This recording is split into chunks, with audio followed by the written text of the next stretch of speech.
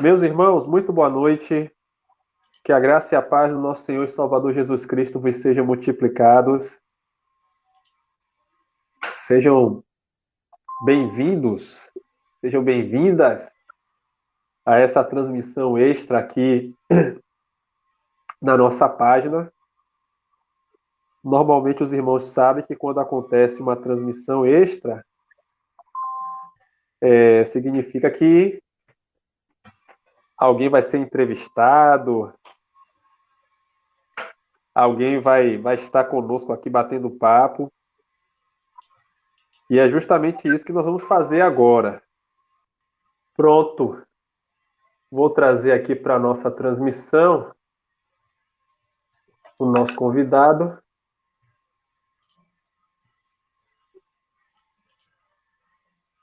E aí está ele, é o nosso querido pastor Antônio Ramos. Seja bem-vindo, pastor, à nossa transmissão aqui na página da nossa igreja, em Jequié. Tudo bom? Obrigado, pastor Jorge. Tudo bem, graças a Deus. Boa noite. Boa noite aos nossos irmãos aí de Jequié, a todo mundo que está nos assistindo em qualquer lugar desse Brasil e do mundo. Graça e paz. Amém. Esse, então, é o nosso perfil. A gente tem chamado de perfil todas as vezes que nós chamamos alguém para estar ministrando aqui entre nós, por meio dessa plataforma virtual. A gente costuma bater um papo para que os irmãos possam se familiarizar também com o convidado, Que bom, conhecer um pouco da sua história, do seu chamado, né? E já ser ministrado já a partir desse momento. que bom, Então, aos pouquinhos, né? Ao invés de eu estar apresentando, o irmão acaba se apresentando. A que princípio, eu bom. queria que o senhor pudesse dizer o seu nome completo e aonde nasceu, quando nasceu. Então, eu sou o pastor Antônio Carlos Ramos. Eu nasci no Rio de Janeiro, sou carioca. Nasci em 1970. Então, faça as contas aí, né? Sou de 5 de dezembro de 1970. Tenho 49 anos. Vou completar 50 no final desse ano. Nasci e fui criado aqui na cidade de Itaguaí, no Rio de Janeiro, é uma cidade da região metropolitana, né? Do Rio de Janeiro, né? Fica limítrofe aqui com a capital e já morei em outros lugares. A gente pode falar durante o tempo da nossa conversa aqui, mas a minha vida, boa parte dela foi vivida, tem sido vivida aqui nesse município, que hoje tem 130 mil habitantes. É um município que tem crescido, porque tem um porto, né? Aqui é uma área privilegiada, porque a gente também tá cercado aqui por montanhas e mar. Então, a gente está na Costa Verde, é o início da região da Costa Verde. Itaguaí fica a 70 quilômetros do centro da cidade do Rio de Janeiro e fica a 90 quilômetros da cidade de Angra dos Reis, que é a cidade mais conhecida da região da Costa Verde. Então, a gente está aqui no início da rodovia Rio Santos, que é o trecho da BR-101 que corta o estado do Rio. Na verdade, a parte norte, aliás, a parte sul do estado, né? Que está ligando o Rio, o litoral do Rio, com o litoral de São Paulo, Santos e tal. E aí, essa estrada que começa na minha cidade, essa parte da BR-101, que a gente chama de rodovia Rio Santos, ela vai até o litoral de São Paulo. Então, essa é mais ou menos a história aí da cidade aqui onde eu estou, para as pessoas terem uma ideia. É totalmente extremo da região de Niterói e do outro lado da ponte, né? A Avenida Brasil corta toda a cidade do Rio de Janeiro e uma das pontas da Avenida Brasil é exatamente na ponte Rio-Niterói e a outra ponta é no bairro de Santa Cruz, que é o bairro que faz limite com o município de Itaguaí, onde começa a rodovia Rio Santos. Interessante o tamanho de habitantes que tem Itaguaí, semelhante ao de Jequié. Nós estamos chegando aqui na casa dos 160 mil.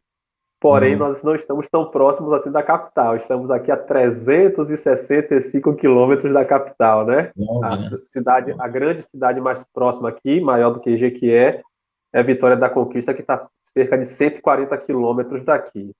Itabuna também não está E muito longe de vocês, não, né? pouco mais de 200 quilômetros, cerca de Ah, 250 quilômetros daqui. Não é tão é, próximo assim, não, mas para o uhum, tamanho que a Bahia tem, né, é. até que não é tanto assim. A Bahia é um Brasil dentro do Brasil, né? É bem assim, pastor, é bem assim. Me fale, pastor, o senhor é casado? Quanto tempo de casado? O nome da esposa? Filhos? Então, sou casado com Maria Laura Borges Ramos, a mulher mais linda do mundo. Ela está aqui Olha atrás. aí. Aquela fotografia lá, não sei se consegue enxergar lá atrás. Então, ali tem eu, a minha esposa, né? E dos lados, nas pontas, né, estão as nossas duas filhas. A minha filha primogênita, que eu não gosto de chamar de mais velha, ela se chama Ana Beatriz.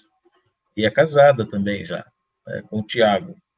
E a minha filha caçula, né, a mais nova, é a Ana Carolina. Ela também é casada com o Daniel. Então, nossas filhas já são casadas. Eu sou casado há 30 anos, completo 30 anos, no dia 23 de março de 2021. Portanto, eu já estou caminhando para o 30º ano de casamento. Né? Tenho aqui minha aliança de bodas de prata, né? Completei há quase 5 anos atrás. E tenho muita alegria de Deus ter me dado uma boa esposa, uma boa família. Minha esposa Laura é professora, já aposentada, né? Eu sou, além de pastor, desde o ano de 2001, quando eu assumi o primeiro campo missionário, saindo do seminário.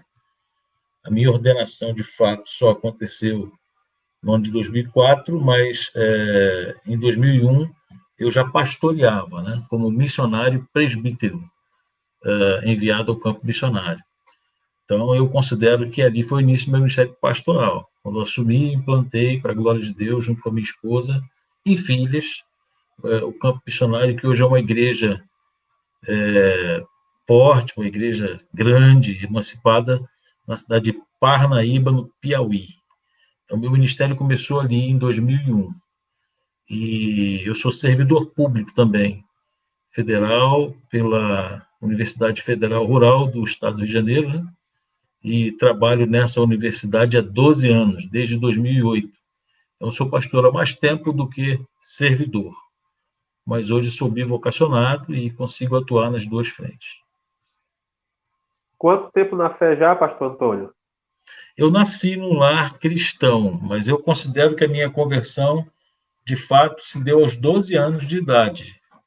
Eu conheci a Cristo dentro de casa, né? Minha mãe, meu pai não, meu pai era desviado do evangelho quando eu nasci, esse tijolo do evangelho, apesar de ser crente, né? Mas estava longe de Deus. Até os meus 16 anos eu convivi com o meu pai fora da igreja. Meu pai hoje já está com o Senhor, mas quando eu fiz 16 anos, portanto, há 34 anos atrás, ele voltou para Cristo e faleceu há 3 anos atrás, crente, né? Era presbítero da igreja, um dirigente de congregação, um homem muito crente, glória a Deus por isso. Mas eu vivi os primeiros anos da minha vida tendo que experimentar um lar com um pai não crente e uma mãe crente, tipo Timóteo, assim, né? A minha fé, naquele momento, veio da minha mãe e da minha avó, que não chamava Lloyd, era Oscarina, né, e Ernestina, as minhas duas avós, mas eu tive o privilégio de aprender a respeito do Senhor Jesus dentro de casa. Meus irmãos todos são mais velhos do que eu sou o quinto de uma família, o caçula, né? Nós somos em 5 e eu tenho mais 3 irmãos e uma irmã. E aí nós formamos 5 filhos do meu pai e da minha mãe, né? Do casal. E a minha conversão se deu aos 12 anos, quando eu tive, assim, cair da ficha, né? Que eu compreendi realmente que eu precisava não ser mais filho de crente, mas um crente. E aí, então, eu me batizei. À época, era membro de uma.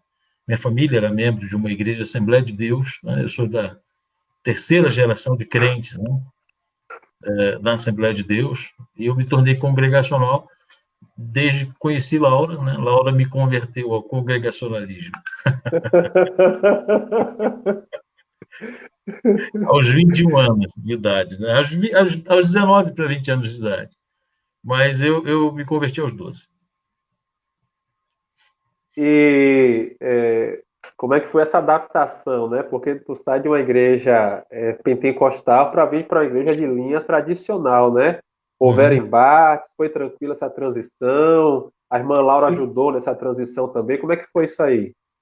É um negócio fenomenal, só tenho que dizer isso, porque eu nunca antes tinha visto e nem depois pude ver o que aconteceu comigo, né? Deus me honrou, porque eu fui muito ativo na Assembleia de Deus, porque nasci lá, e desde os 12, quando eu me batizei, até os 19, quando eu me tornei congregacional, perto aí dos 20, enfim, eu passei esses 7 anos trabalhando ativamente, né, com ministérios que Deus me confiava lá na Igreja Assembleia de Deus.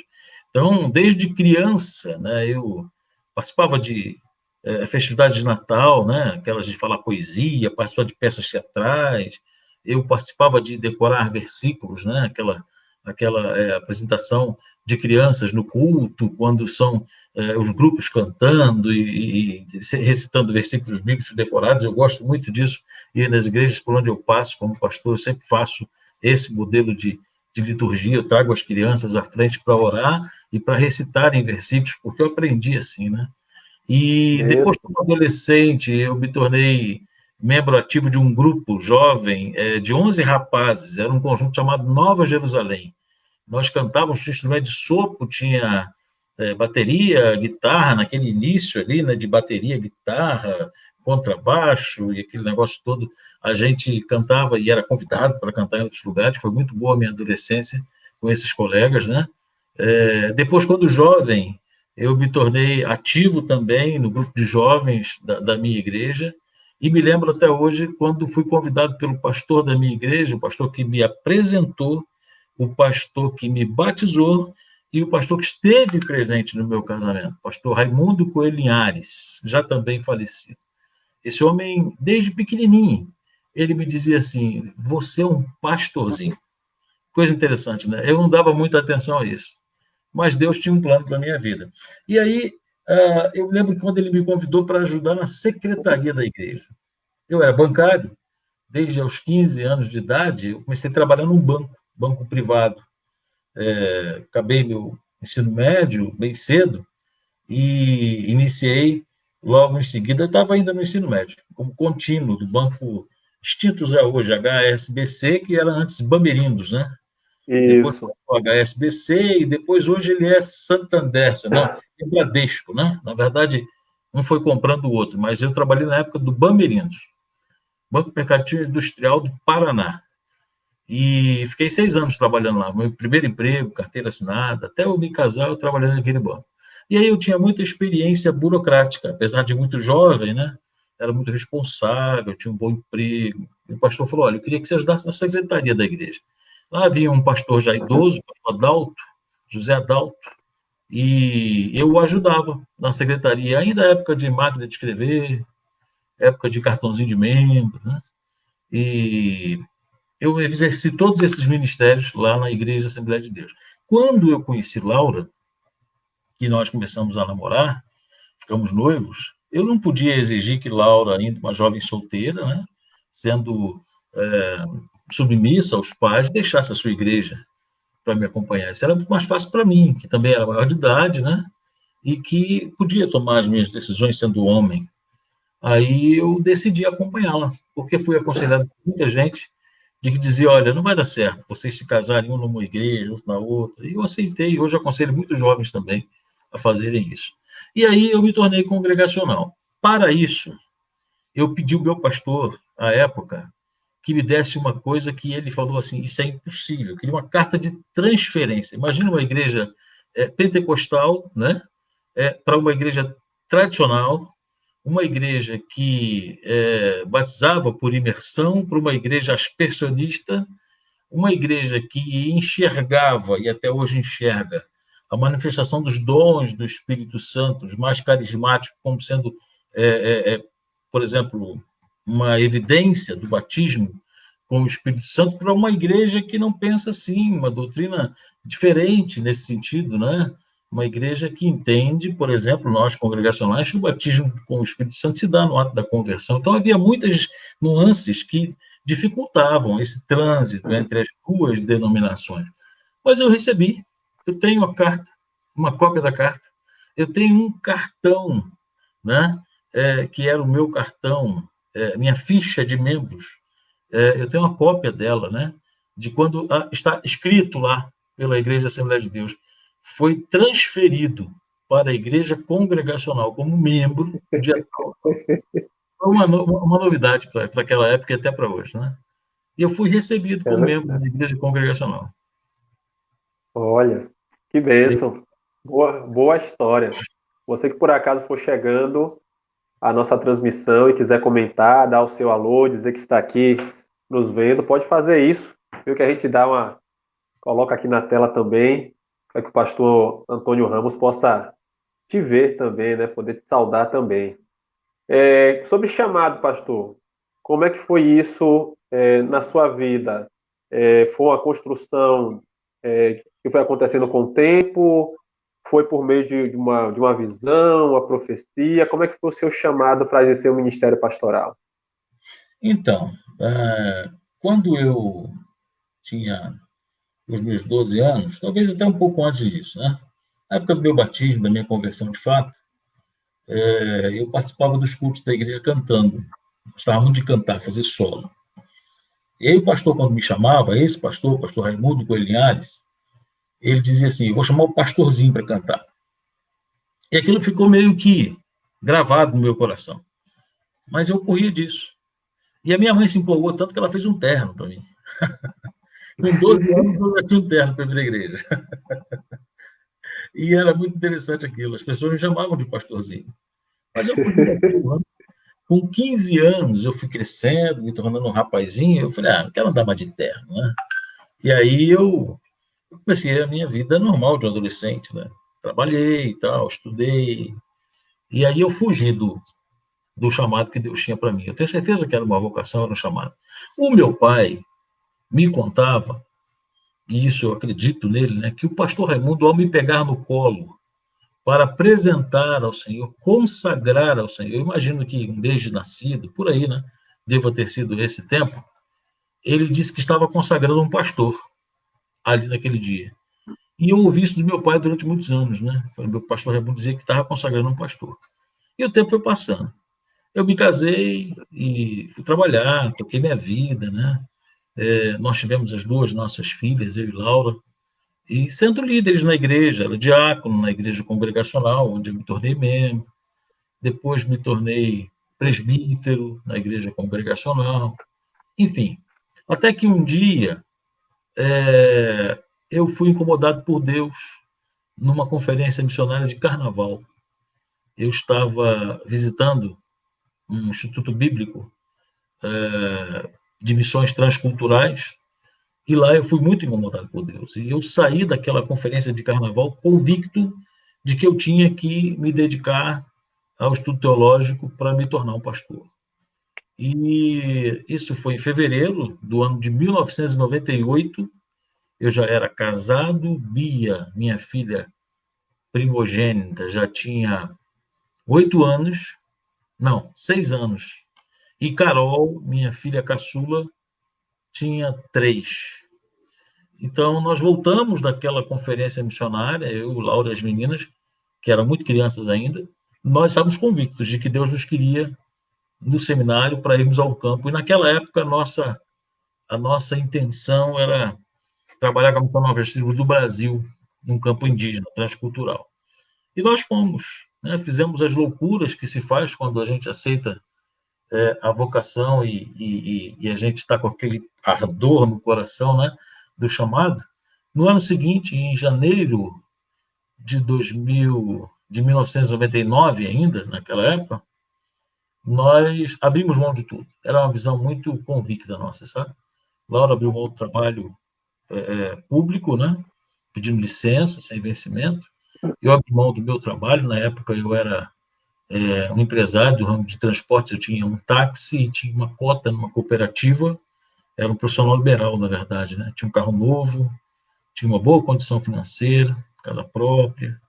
Eu abri mão de tudo isso, né? E peguei minhas filhas de escola particular, boa.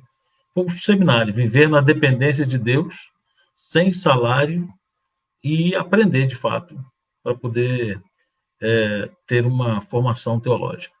Foram 3 anos lá, ou quase isso, né? No seminário, Instituto Bíblico. Dali, nós já fomos direto para o campo missionário, no Piauí. Eu não fui para um campo indígena, porque na trajetória as coisas mudaram. E eu retornei ao seio da minha denominação, que me enviou, da igreja que me abençoou, né, no tempo do seminário. Fui enviado por essa mesma igreja em parcerias para o campo missionário em Parnaíba, no Piauí. E ali eu comecei minha trajetória de ministério, que já vem durante 2001, quase 20 anos, né? Então, essa é a minha história de vocação de chamado. E interessante, né? Durante os primeiros anos do meu exercício de ministério, desde o 98, 99, né? Até 2006, eu vivi integralmente servindo o Senhor no ministério. Nada me faltou. Desde o seminário até o campo missionário, a primeira igreja que eu pastoreei, a igreja de Campinas, no interior de São Paulo. Após isso, eu comecei a atuar, né, no mercado de trabalho, uma outra vocação, um outro trabalho, mas assim, sem deixar de estar no ministério pastoral. Eu mostro. Olha lá, eu te mandando um beijo para você. Tudo bem? Assim, ó. É. Que linda. É a Sofia, a mais velha. Sofia, primogênita. Isso é a primogênita, né? A mais velha. E aí, Jorge, dali em diante eu me dediquei. Dali em diante eu me dediquei ao ministério e sou bivocacionado hoje, tornando servidor público, como eu disse, há 12 anos atrás. O senhor foi ordenado em 2004 ao 2004. ministério. Isso, na ainda igreja no campo missionário? Não, eu já ou estava já no pastorado da igreja de Campinas. Aí o senhor vai para esse bivocacionamento por uma necessidade ou por outro tipo de orientação? Por uma necessidade. Quando eu deixei o ministério pastoral na igreja de Campinas, eu era dedicação exclusiva, né? Até então, desde o início. Eu entendi que eu não ia pedir emprego numa igreja. Eu tomei a decisão de deixar o ministério pastoral lá por conta de necessidades familiares. Minhas filhas precisavam ir para um ensino médio, né? A mais velha, no caso, e ela precisava de estudar longe, ou seja, aqui no Rio de Janeiro. Era a carreira dela que estava iniciando. Ela queria fazer um técnico numa universidade federal, que era uma escola técnica da universidade. Ela foi aprovada no meio de um monte de candidatos para uma vaga, que era um curso muito disputado. E ela me pediu para vir morar com a avó, porque a escola era próxima à casa da minha sogra, em Itaguaí, né? Bem perto aqui, que é na rural, inclusive, onde eu trabalho hoje. É o Setur. E aí eu disse a ela, olha, eu não vou deixar você ir, porque meu primeiro rebanho são vocês. Lembro-me muito bem disso. Falei, olha, a minha família é meu primeiro rebanho. Até hoje você acompanhou o papai. Até hoje você abriu mão da sua vida para viver a minha vida. Agora é o meu momento de abrir mão da minha vida para viver a sua vida. Eu não me arrependo de ter feito isso. Eu deixei o ministério, conversei com os presbíteros da igreja, me lembro bem, com os membros da igreja, disse, olha, eu fico 6 meses até que vocês encontrem um outro pastor, mas eu não posso deixar de estar com a minha filha. Eu não vou deixar a minha filha sair de dentro da minha casa, né, do meu cuidado como pai, enquanto ela não se casar, é o meu propósito. Então, eu vou acompanhá-la e Deus vai me honrar. E Deus honrou, né?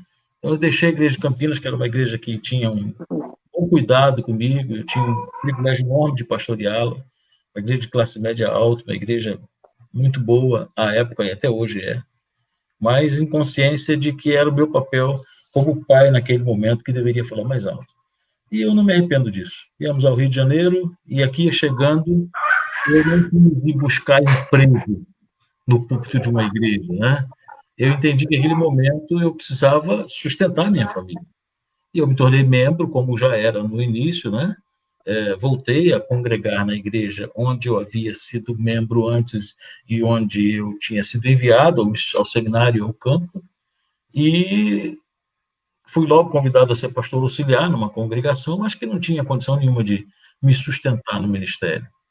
E daí eu fui trabalhar secularmente, né? Então foi essa minha caminhada para bivocação. Vantagens, desvantagens, pastor, nesse trabalho bivocacional, o senhor entende que é algo que é necessário, né, nesse trabalho pastoral? O ideal seria o ministério integral. Qual é a sua visão? Assim, de maneira bem sucinta, que eu sei que você gosta de falar muito sobre esse tema, né, mas de maneira sucinta, como é que a gente pode pensar o ministério bivocacionado na área pastoral?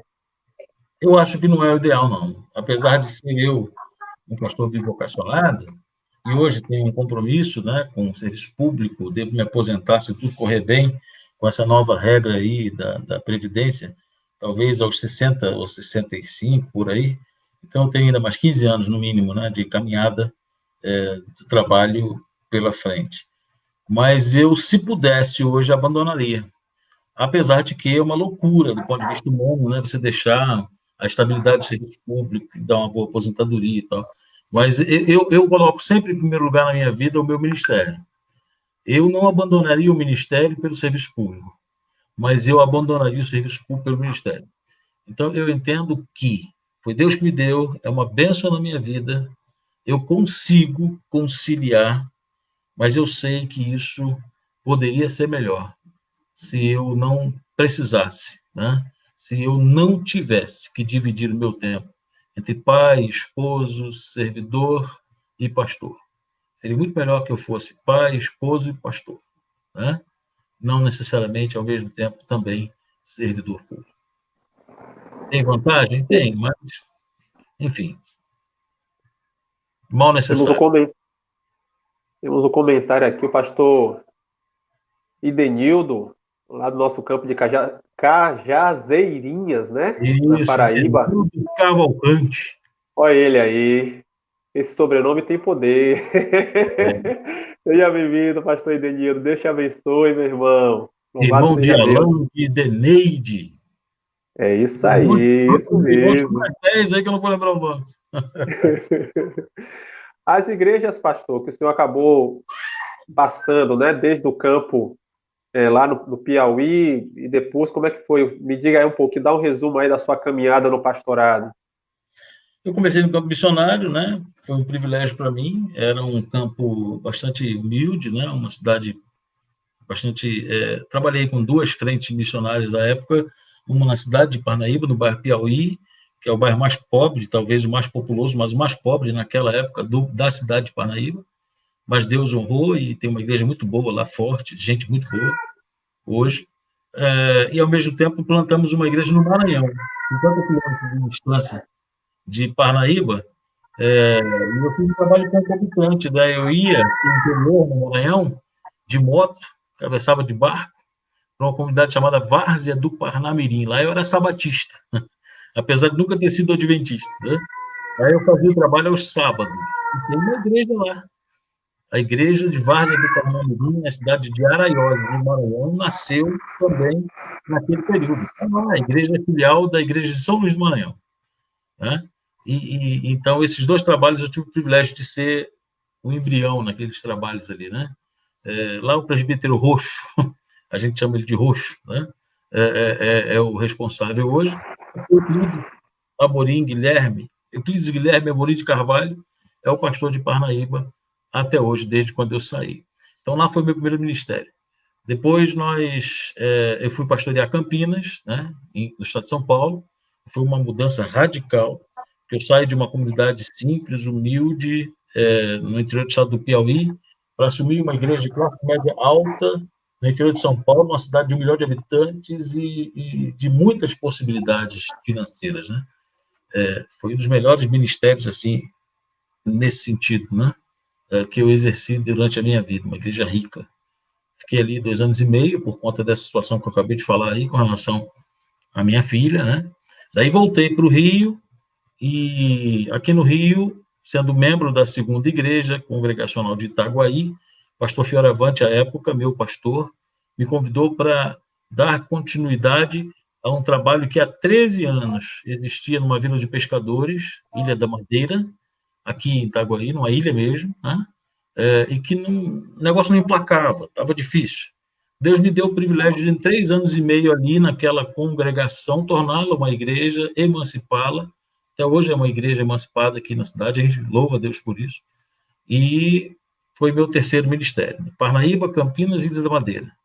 Da Ilha da Madeira, eu fiz o concurso para a universidade, passei 1 ano e meio sem pastorear, até que me adaptasse à nova realidade de trabalho e igreja. Então, depois desse ano e meio, talvez aí, julho de 2011, eu me tornei pastor eleito da Segunda Igreja Congregacional de Campo Grande.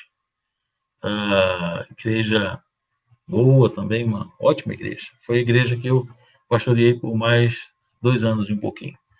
Dali eu me tornei pastor em seguida, convidado pela igreja de Mato Alto, né?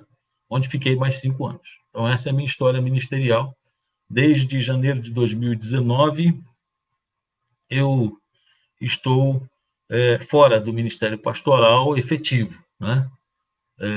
Por decisão própria, né? Cuidando da minha saúde emocional, algumas situações que eu vivi, e não estou atuando efetivamente no pastoreio de uma igreja local durante esse ano de 2019 e esse início aí já no meio de 2020. São 1 ano e meio, 18 meses que eu não estou pastoreando uma igreja local. Hoje congrego na Segunda Igreja de Itaguaí, a minha igreja de origem, e efetivamente eu exerço o ministério pastoral na diretoria da denominação e no pastoreio de pastores, né?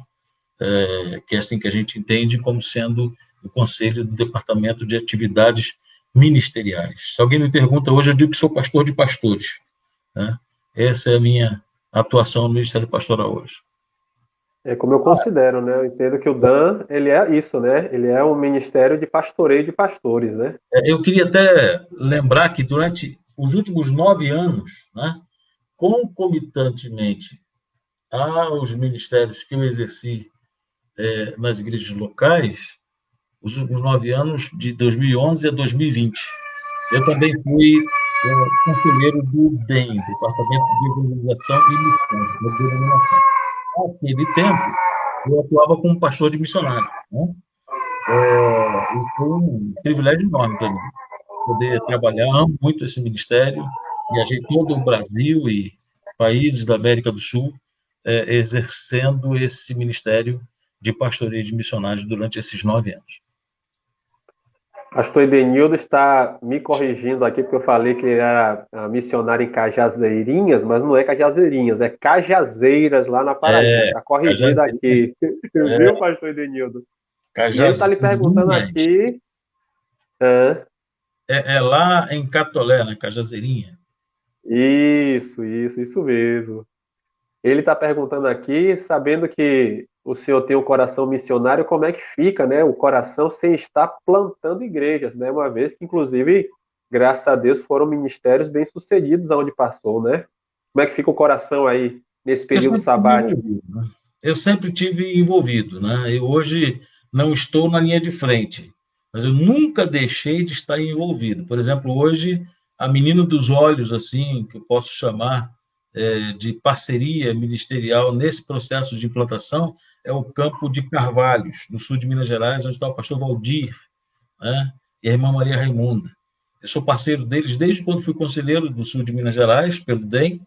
Hoje eles estão construindo lá, né, um templo, e eu os visito regularmente, e eu participo financeiramente, enfim, eu não deixo de estar envolvido com a obra missionária. Poucos, digamos, 3 ou 4 meses, talvez 2 meses atrás, já no início da pandemia, eu tive o privilégio de participar com o Idenildo aí, né, de um avanço abençoando algumas famílias, e com o Gerson lá de Brejo do Cruz, acho que é isso, né? Gerson Magno. enfim, Deus tem sempre me dado o privilégio de estar envolvido com a obra missionária de alguma forma, né? E eu não deixo de ser um missionário, não, apesar de não estar no campo, né, atuando, mas sou um missionário de joelho e de bolso, e de acompanhar, né, estar junto. Sinto vontade de voltar ao campo, viu, Denilton? Sinto muito desejo de voltar. Amém. Pastor, a gente está encerrando aqui a nossa entrevista.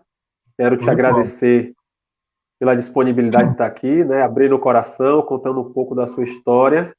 E antes Uhum. de encerrar, não sei, se o senhor quiser citar alguma coisa, falar algo, fique à vontade. No final, eu peço para o senhor estar orando. Eu queria só falar de algo que, no meu coração, fala muito alto também. Eu não posso deixar de citar, já que estou falando de ministério, de vocação. Desde 2004, quando eu era pastor ainda na cidade de Campinas, eu conheci um capelão chamado Chico Mota. Ele hoje está com o Senhor. Ele era paraplégico, né? Pastor da Igreja Batista da cidade universitária, né? Na Unicamp, lá em Campinas. Ficava dentro da área universitária da Unicamp. E Chico Mota era pastor auxiliar, pastor capelão, pastor paraplégico, né? Pastor com necessidades especiais. E ele era o capelão do hospital da Unicamp.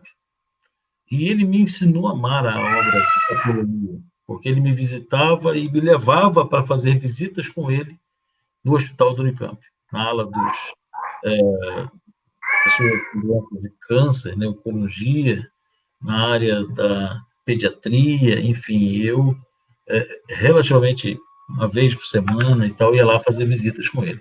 Chico me ensinou a amar a obra missionária de capelania hospitalar.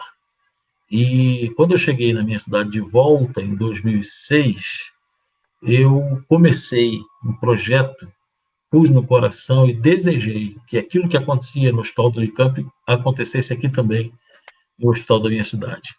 E, para a glória de Deus, hoje já são 3 anos, não, 5 anos, que é um conselho de capelania criado por força de lei no município, que eu tive o privilégio de ser o fundador, né?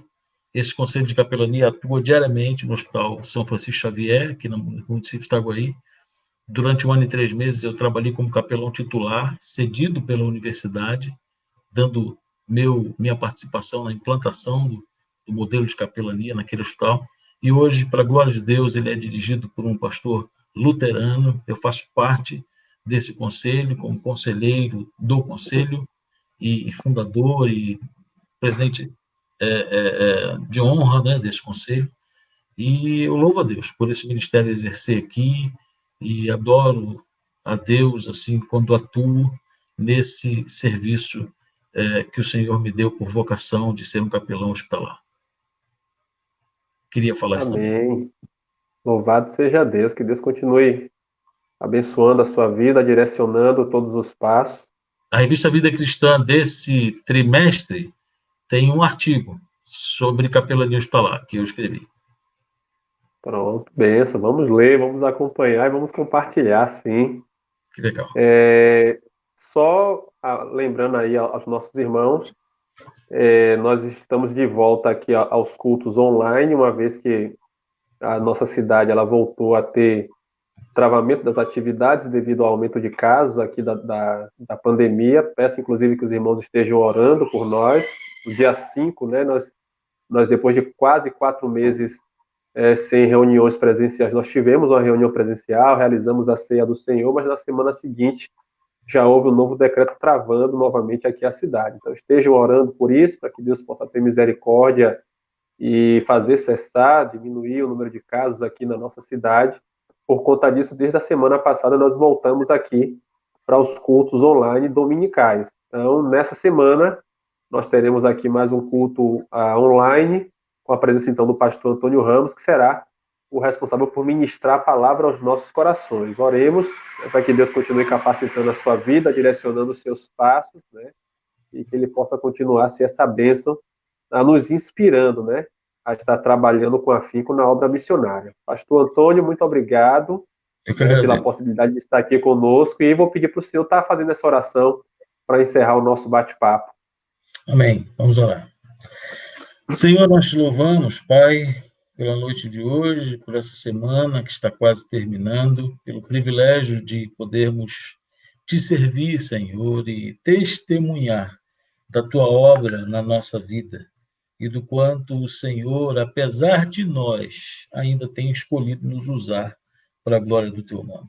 Senhor, nessa hora eu quero te agradecer pela vida do pastor Diógenes, pela vida do campo missionário ali em Jequié, na Bahia, pela vida de cada membro, Senhor, cada oficial, Pai, daquela igreja, Pai, pela vida de cada pessoa que está nos assistindo nessa hora, Pai.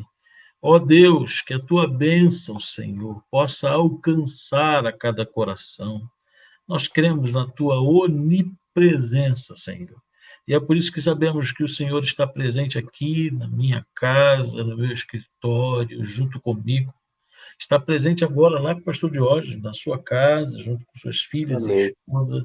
Está presente na casa de cada um daqueles que nos assistem e vão nos assistir posteriormente, quando esse vídeo for novamente rodado em algum lugar desse Brasil e do mundo. Porque se o fazemos, tudo o que fazemos, nós fazemos para a glória do Senhor. Pedimos que o Senhor nos abençoe nessa noite, dê um tranquilo descanso a cada um de nós, e que no domingo, Senhor, quando estivermos ministrando sua palavra, o Senhor me use para a glória do teu nome. É a minha oração, Amém. e eu a faço, Deus, em nome de Jesus. Amém. Obrigado, Amém. irmão. Mais uma vez, obrigado, pastor, viu, pela possibilidade de estar aqui, Amém. abrindo, né, sua vida Amém. e servindo com certeza de inspiração para outras pessoas. Obrigado para todos os irmãos que estiveram aqui presentes também na transmissão. Acho que vai ficar disponível aqui no Facebook logo mais. Nós vamos disponibilizar também no nosso canal no YouTube. Então a gente se vê no domingo às 19 horas. Obrigado, pastor. Fica na paz do Senhor. Um abraço, Jorge. Glória a Deus. Até mais. Até Beijo mais. para vocês, mulheres. Vou dar sim, com certeza. Estão aqui apertando a mente, que é requisitando Tá a bom. minha presença. Até mais. Tchau, pastor. Um abraço. Outro.